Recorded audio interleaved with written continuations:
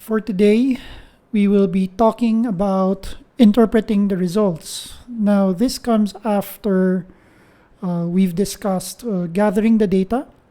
And the reason why we've been gathering data is because we wanted to prove some hypothesis in order for us to find out what might be the best course of action for a particular client. Okay.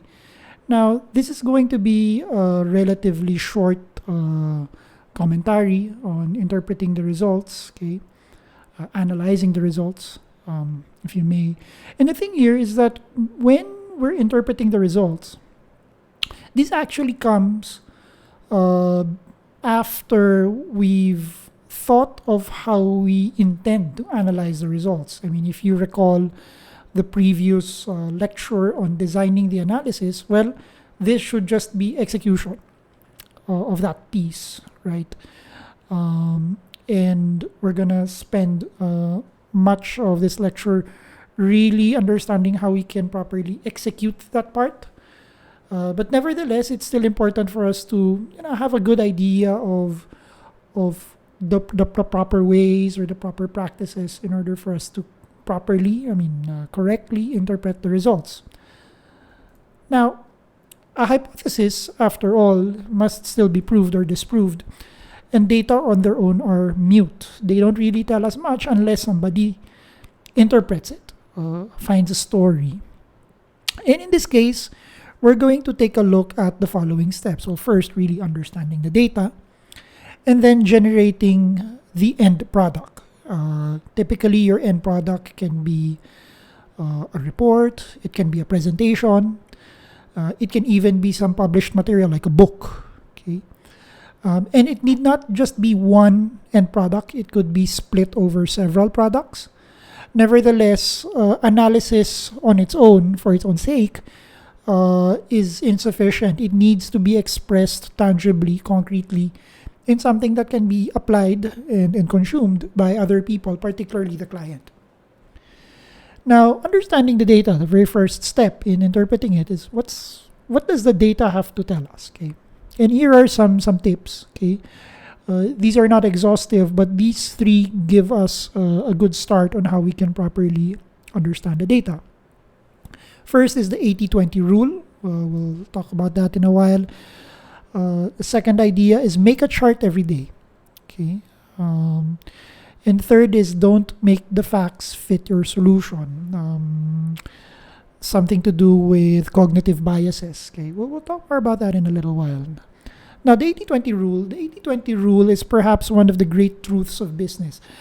The idea there is that 80% of an effect under study will be generated by only 20% of the examples analyzed. In other words, if you really want to understand the relationship of things, you don't really have to be completely exhaustive about it. And later on, you'd realize that a grand majority of what you want to happen, like 80% of it, can be attributed to 20% of all the possible sources. So if you want to apply that knowledge, now you understand that you don't really need to exert 100% of all the sources. Probably if you do well with the 80, then if you do well with the 20%, right? You'll be able to come up with 80% of the outcomes, which is not bad. I mean, it's also efficient. Okay, it helps us reduce a lot of the burden in a way. And this rule, it's not exactly a rule like a law that needs to be followed strictly. Otherwise, you will be put to jail. Really, it's a rule of thumb, no? And this rule dates back to the economist Vilfredo Pareto, which is why the 80-20 rule is sometimes called the Pareto rule. Okay. And I'd let you go and study the story behind why this was named after Pareto. But the idea here is that Pareto actually discovered that for any series of elements under study, okay, outcomes that you'd like to take a look, A small fraction of the number of elements usually accounts for a large fraction of the effect. Okay, so a small fraction on the number of sources usually accounts for the large fraction of the effect. Now, is it exactly 80%, 20%? No. It approximates it. Okay, but there's some beauty to the idea of a 4-1 rule, right? Or an 80-20 rule. And the real lesson here is that if you know what really accounts for the grand majority of the effect, more often than not, they actually come from a few things, from a few sources, from a few items, from a few elements. So now your task is to actually identify what those few elements are. Okay? At least it doesn't really force you to consider everything in an exhaustive manner. Okay? You actually are able to do your analysis more efficiently if you can just identify those few elements, okay, those few things that would actually account for the biggest or the largest chunk of the outcome or of the effect. And if you look at the numbers that drive your organization, almost invariably you will find instances of 80-20. Now, it's not going to be exact. Okay, there's going to be some level of variation. Maybe it's going to be like 75-30 or maybe 85-10. I mean, either way, the idea there is that, okay, the large chunk of your outcome, of your effect, will actually come from a few things. Okay, so here are some examples. Perhaps approximately 80% of your revenue would come from 20% of your customers. Or 20% of your sales staff actually generates 80% of your profits. Or 80% of your time is actually spent on 20% of the job. Okay.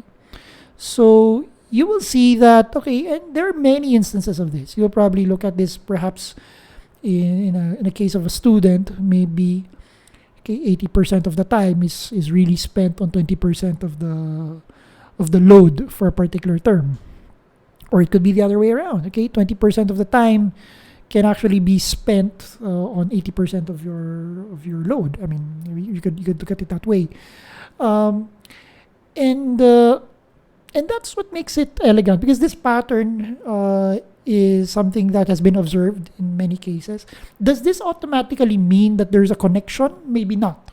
Okay, but it's a start, and at least you can start from this idea that, okay, if you can see a pattern like this, then maybe, just maybe, there's something there. But it's not the end of the journey of your analysis. It's just the starting point. Now, it's all about the data. If you think about it, the pattern matching, the determination of relationships, okay?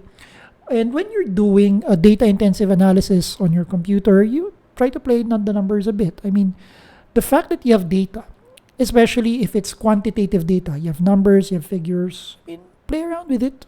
Okay, of course, don't fraudulently alter the data. I mean, when you play around with it, you try to look for derivations. Maybe if you try to run it through some formulas.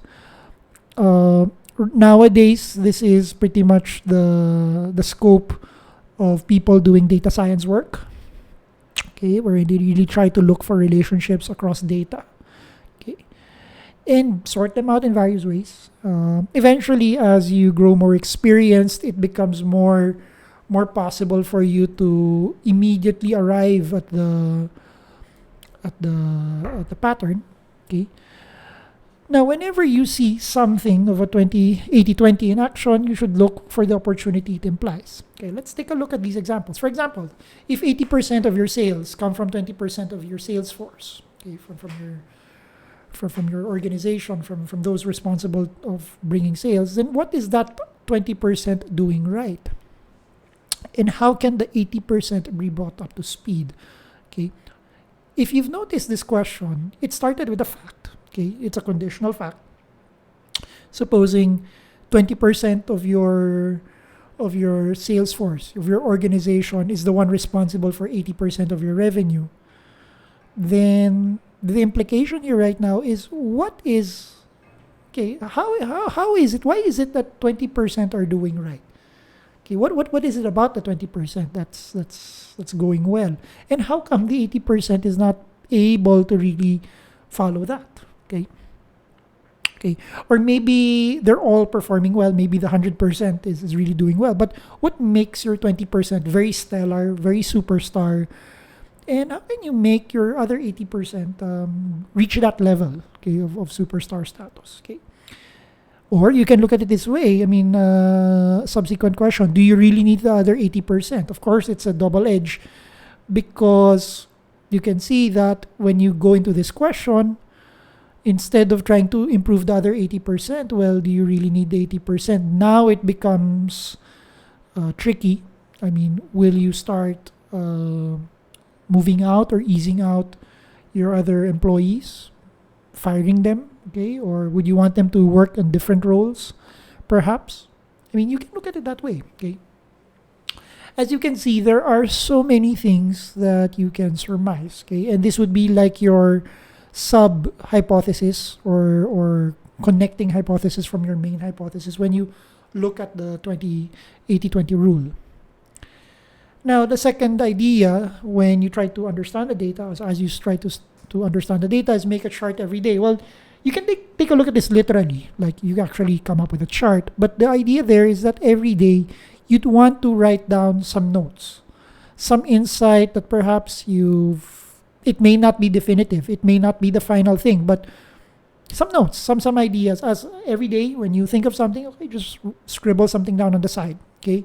At the end of each day, you ask yourself, what are the 3 most important things I've learned today? It need not be 3. Okay. It could be 5. It could just even be 1 if you're starting out. Okay. And taking half an hour before you leave your desk or before you call it a day, you put it down on a piece of paper. Better if it's in a notebook so that at least everything is organized, right? I mean, if you do it in pieces of paper, I mean, if you're not that orderly, it could be scattered. You probably have to redo them all over again. Nothing fancy, a sketch would do, bullet points would do, nothing solidly elegant off the bat. I mean, these are just scratch papers if you think about it. Now, this exercise will actually help you push your thinking, really force you to do things. You'd probably look at this, for example, if you're writing down a paper. Okay, sometimes there's this temptation to just sit down once and churn out the paper in one go. But you are also sure, more often than not, that the paper that will result from that effort will be suboptimal or may not be really good. As opposed to you already have an idea of when your deadline is. Okay, and you work backwards. You do a schedule. And then each day, as you approach the schedule, then you spend the earlier portions of that schedule really writing down notes, okay, like in pieces of paper. And eventually, as you are approaching closer and closer to the deadline, you say stop. Okay, I stop doing down notes. I consolidate my notes, and probably it's a more productive approach as opposed to when you write your paper down. You'd probably just sit down once and do everything in one go. Okay. Now, once you use that chart or not, or whether you've written that note or not, once you've done it, you won't forget it. There's this saying, I've heard this many years ago. A bad ink is better than a good memory. I mean, as most of us are still young, our capacity for memory is still flawless in a way. I mean, we tend to remember a lot of things, but it's not a very good idea. I mean, it's not a good habit, a good practice. You might be better off just getting a small notebook, okay, writing something down, whatever it is, maybe a tickler. And yeah, I mean, eventually, as you grow older, you'll realize that there are things that you can't remember anymore. Okay, that's more difficult for you to hold things in your head for a longer period of time. So at least once you've written something down, it allows your brain to ease up a bit so that it would process more data for you. So think of a notebook or those sheet of paper as like your secondary storage, right? Whereas your brain, your head is your primary storage, the RAM, okay? So that you can also process other things along the way, okay? Otherwise, and this is noticeable as you grow older, any good ideas, if you didn't write it down, and because of all the priorities, all of the concerns that you might have to tackle throughout the day, you are bound to forget them. So the whole point here is make sure that you write down notes. Okay, and even if you try to read this or view this lecture, you are also encouraged to write down notes, because even if you can always play back this lecture, I mean, there are things perhaps as you are listening to this lecture, as you've listened to the other lectures, there might be some insights that was not elaborated in the lecture, but it's a very insightful understanding on your part. If you don't write it down, you're bound to forget it. Okay. Now, and lastly, don't make the facts fit your solution. There is this cognitive bias known as confirmation bias. You look for data that would fit what you have in mind. And that's a tendency of most people, and they don't realize it, that that's actually an erroneous way of handling data, of understanding data. You don't look for things just to prove yourself correct, right? Especially if in the initial analysis, you've realized that the data is probably most likely telling you something else. Okay, and there's this tendency for some that when they encounter such a situation firsthand, they hustle up. They try to look for something else in order to fit whatever it is that they have in mind. Okay, again, in itself, there's nothing wrong, in the sense that that's all part of scientific exercise, right? I mean, if your initial data didn't seem to fit what you have in mind, then just like any other good scientist, you run the experiment again. Okay. But if after a few times these are the things that you always get and it's consistent, okay, and I mean, you don't seem to have any reason why you should change your design and all that, then maybe that gives you a signal, some sort of a sign that your initial hypothesis, your initial idea isn't correct. So if the facts don't fit your hypothesis, then it is your hypothesis that must change, okay, not the facts. Now, how do we start running through these things? Okay. When interpreting your analysis, you want to be quick and you want to be right. Now, sometimes these two things, being fast and being correct, being accurate, these seem to be two ends opposite each other in the same spectrum, right? On the right side, you want to be fast. On the left side, you want to be correct. But it's so hard to be both, okay? And sometimes that's a difficult challenge. So how do we try to make sure that we can be quick and right reasonably? Okay, the first thing is you want to ask, what's the so what? Okay, so what? Normally, you ask this. Okay, so once you've tried to interpret the data, right? Immediately ask, so what? So what if there is a connection between set A and set B? So what? What does that really mean? You look for the story, as they say, okay? And then perform sanity checks. I mean, making sure, have I done my collection properly? Is this really correct? Okay, is my methodology sound? I mean, well, these are sanity checks, okay? And remember, there are limits to analysis. So, analysis is not the end-all be-all of your role as a consultant.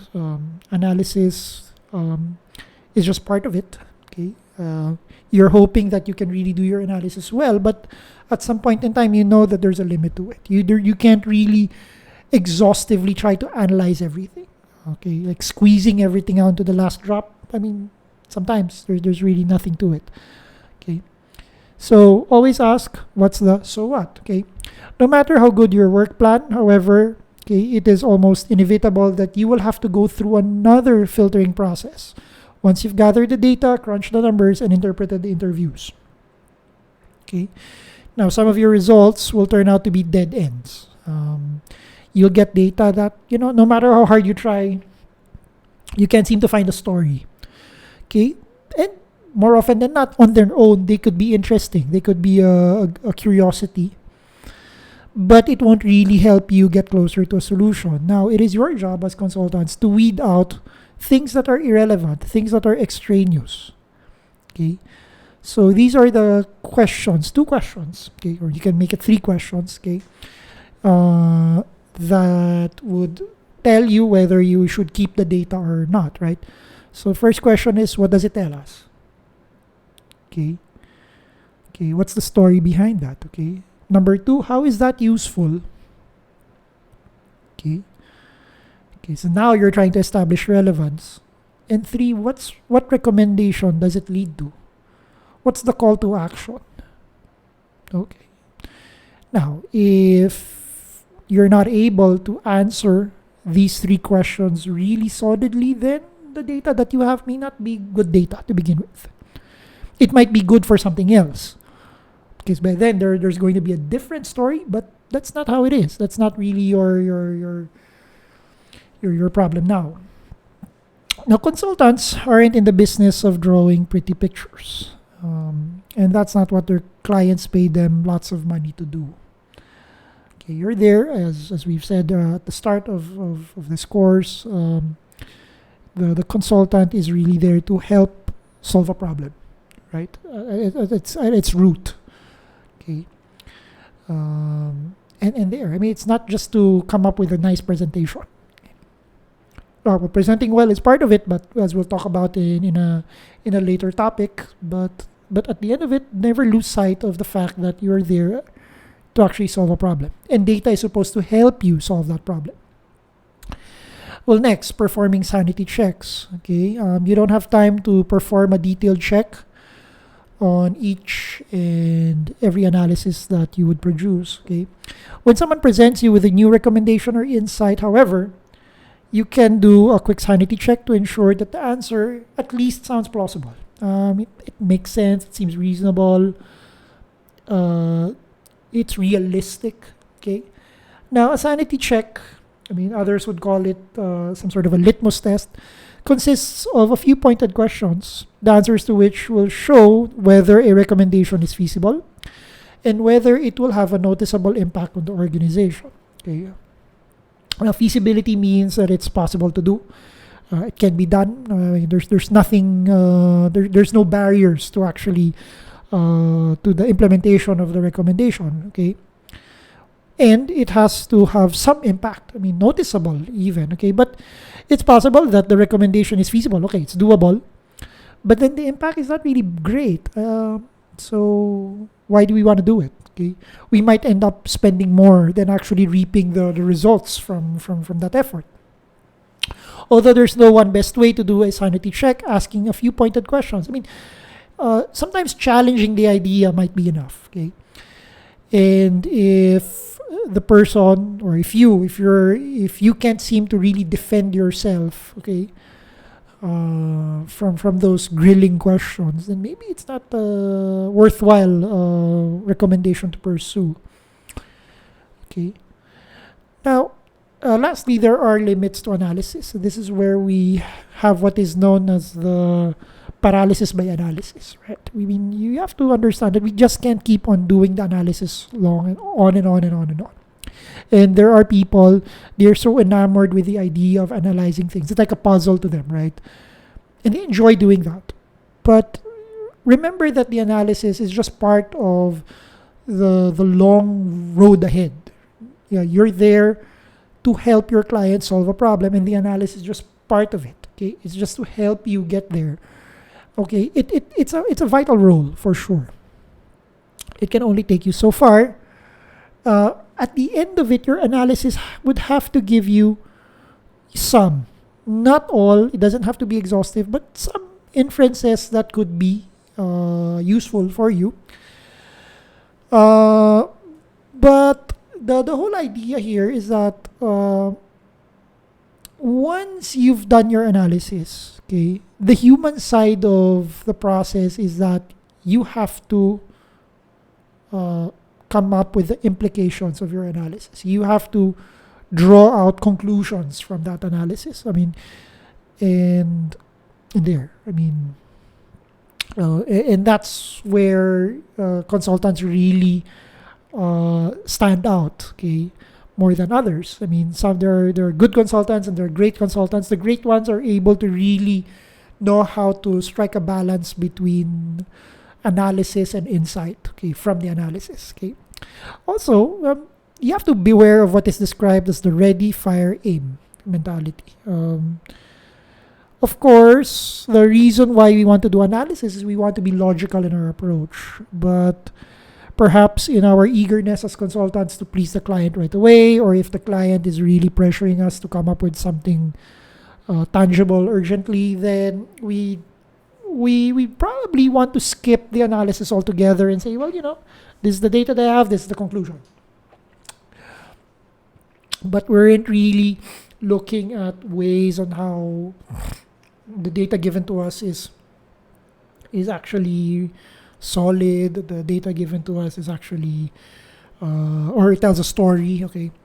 So even if you're a skilled decision maker with reliable intuition, good analysis helps support and communicate your solution throughout the organization. Okay. Now we go to the second part. So after we've understood the data, now we come to generate the end product. Okay. Now by the end product, we don't just mean the collection of charts, slides, computer images, other props that you will use to communicate your solution to the audience. Okay. The end product means the actual message that you will communicate.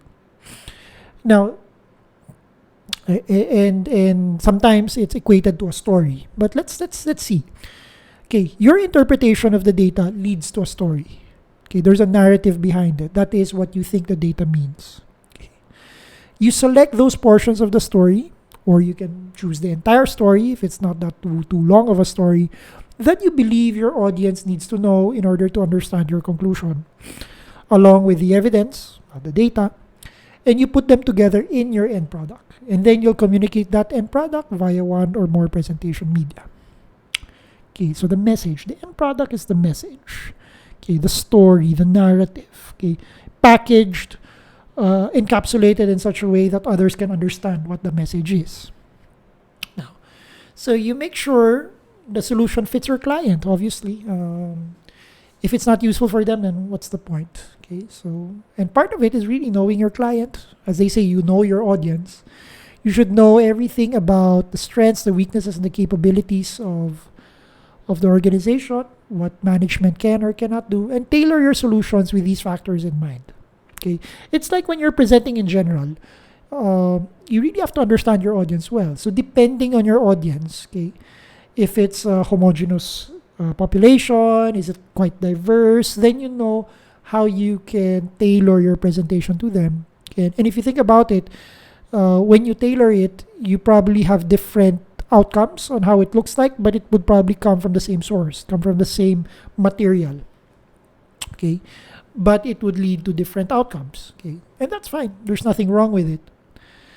So, how do we go about in implementing this idea of generating the end product? Well, seeing through the eyes of the client, so knowing your client very well, and respecting the limits of your client's abilities. Okay, sometimes the consultant can be very heavy-handed, as they say, very imposing, very aggressive in making the clients do certain things, but the client is probably not there yet. Maybe from a feasibility standpoint, your client can't really do anything about it. They don't have the resources, the materials to proceed with your recommendation, or they're probably not psychologically prepared for it. Maybe they have some baggage, okay, from a previous period that is really preventing them from getting on board with your recommendations. We'll talk more about in just a while. Okay, so seeing through the eyes of a client. Okay, one tip here is doing what is known as CEO focus. Okay, as a CEO, they're not the ones doing the nitty gritty details, right? The CEO is not out there. Let's say a CEO of a supermarket, he's not going to be always on the cashier or in the counter all the time, right? Or the CEO of that supermarket is not the one who's going to load product from the warehouse to the shopping floor. Okay. But the CEO is important because the CEO is the one who has an overview of everything of the business and even outside of the business. Okay. And the CEO is like a skilled conductor of an orchestra, if you may. You have so many different instruments. Okay.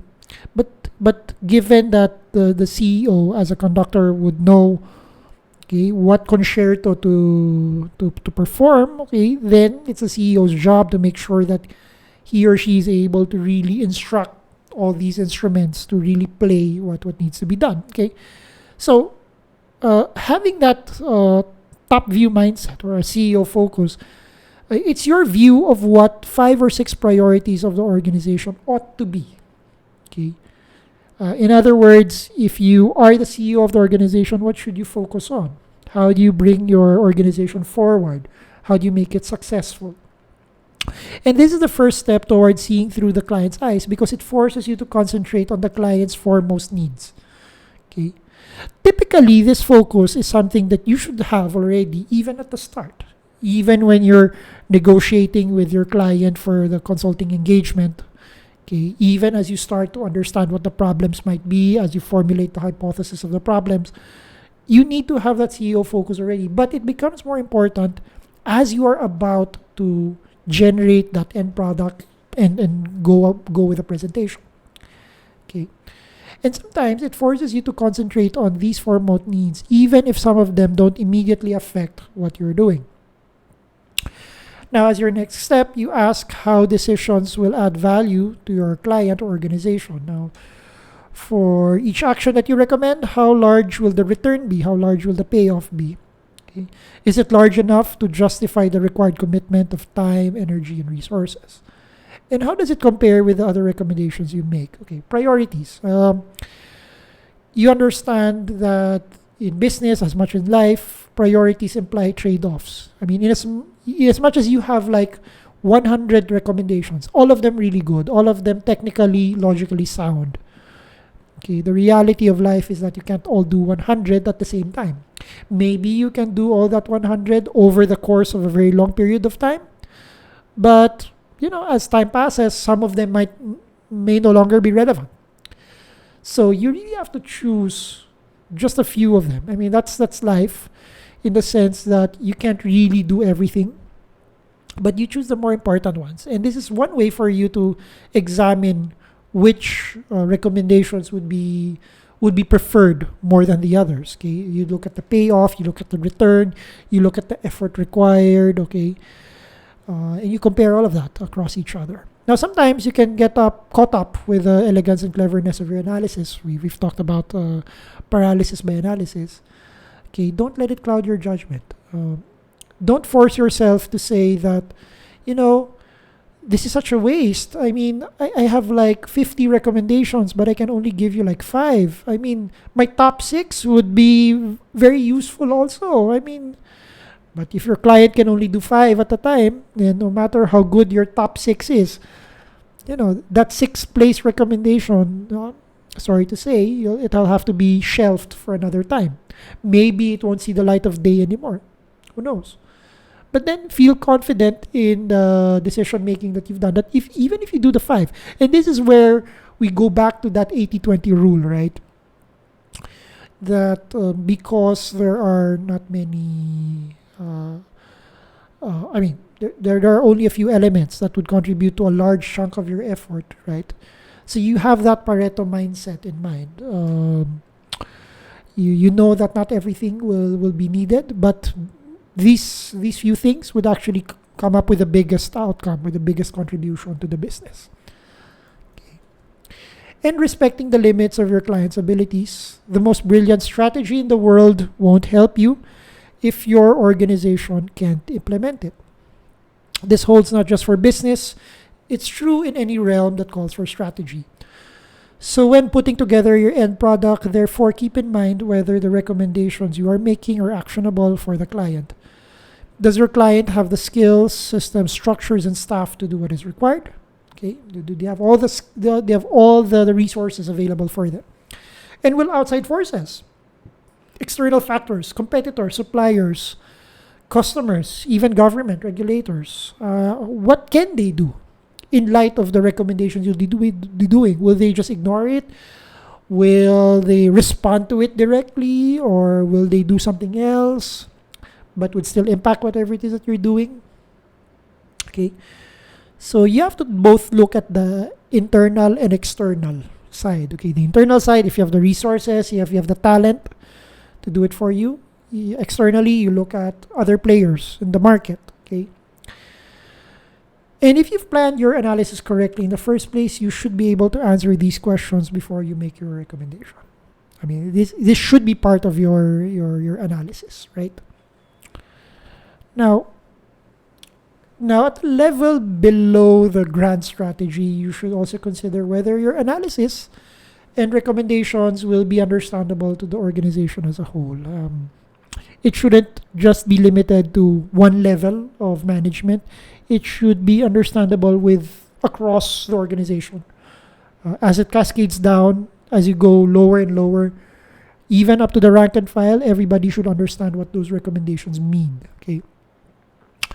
And in most instances, the analysis that you'll be doing should be understandable to outsiders, okay, particularly supporters, those who have a stake in that organization. Okay, they may not be part of that organization, but because they're stakeholders, it's also good that they know what your analysis would entail, even if they will not have the opportunity to really understand your analysis or know or read your end product. The main reason is that by making your analysis accessible to those who decide on and implement it, you will make it easier for them to support it. Okay, there's this principle in design. I don't know if you've heard of it, but if you have a product, like any product, okay, and you see in the packaging, on the packaging of the product, there's a set of instructions, right? The more instructions you have, okay, this is the principle, this is the saying, the more instructions you have, the poorly designed the product is. Okay, that's a little bit. Sometimes that's a little bit unnerving, right? It's a little bit awkward. I mean, don't you think instructions are important? Okay, but if you find yourself having to do a lot of instructions, right? Then probably it's a very poorly designed product. Right? The same way here, okay, if you have to try to explain so many things, okay, because the people who intend to consume your product, your end product, will not easily capture the idea that you want to say. Well, probably it's not well analyzed. That's one possibility, or it's not well packaged, which is also part of your job as a consultant. Okay, you try to make sure that whatever it is that you churn out, it's something that's easily understandable by almost everyone. Okay, even it should be understood by the competitors of your client. Okay, it's like quite ironic. Okay, if your analysis is understood by your competitor and not by your client, right? that's so sad. Okay, but nevertheless, the whole idea here is that if nobody can understand what you're trying to present, then it's a moot exercise. No, nobody's going to appreciate what you've done. Now, a few things as we almost close our lecture. You may wonder, earlier we said that we shouldn't tell the whole story and use everything you have. Okay, when you have put your facts into a coherent story for your client, you're making your audience understand your message. Now, it is also your responsibility to be intellectually honest. You have to produce recommendations that will add the most value to your client. Okay, it's not about you, but you have to bring your message across. And sometimes the whole story would blur the message that you really want to say, right? And more often than not, they don't need to see the whole story right away, but they can see the whole story, the whole picture, eventually. Like, you can look at it as maybe 3 or 4 or 5 big pieces of a puzzle. Can And that's fine. Maybe it's just enough for them to see just one part. That one part is self-contained. Okay, it's very clear. The message is also comprehensive. Okay, that's it. And remember that the goal of the problem-solving process is not to come up with a fantastic, brilliant idea. Okay, it's to solve the problem, right? Eventually, and the ones who should solve the problem, okay, ideally should be the client themselves. Okay, they need to be motivated to buy into your recommendation, okay, themselves. Now, as we've shown, interpreting the data has two components. Internally, you piece together the facts into a coherent picture that leads you to a recommendation. Okay, externally, you assemble certain facts into an end product that you will use to communicate your recommendation to your client. At this point, you've seen the problem-solving process from start to finish. Okay, so from the moment of framing the problem, designing the analysis, okay, gathering the data, okay, and then interpreting the results. Right now, you've more or less come up with the entire thing. Okay, with the entire series of steps that's required in a problem-solving process. Okay. Now, with the recommendations you've made, you'll be able to improve the quality and speed of decision making in your organization. Now, and if you think about it, these things that we've talked about, especially in the previous lectures, okay, they can be used even for personal purposes, right?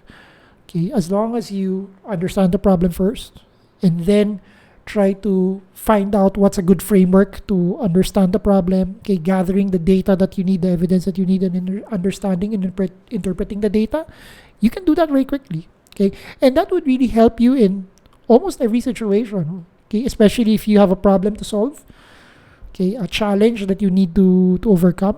Well, going through these 4 ideas, okay, these steps, okay, they're not really written as black and white as these are the hardcore steps that you have to take, but at least the idea that, number 1, you have to know what the problem is. Okay. Number 2, you should know how to analyze the problem eventually. 3, you should know how to gather the data that's needed for you. Okay, and once you have the data, then you analyze it, and after that, you actually come up with your recommendations, okay, your plan of action. Okay, and that's it. But as consultants, this is really paramount. This is an expectation of every consultant that they know how to go about with the problem-solving process. Okay. So with that, I end this lecture on interpreting the data. Okay. The next few topics. Okay. So what will we do now with that end product? Okay. So we'll talk about presenting it, and eventually we'll talk more about things a consultant would do as regards maintaining the course of things. Okay, so to managing the client, managing yourselves, managing the team. Okay, so with that, if you have any questions, feel free to type it down on the comment section below, or email me as you see fit. Thank you very much for listening up to this point, and see you around. Okay, bye bye.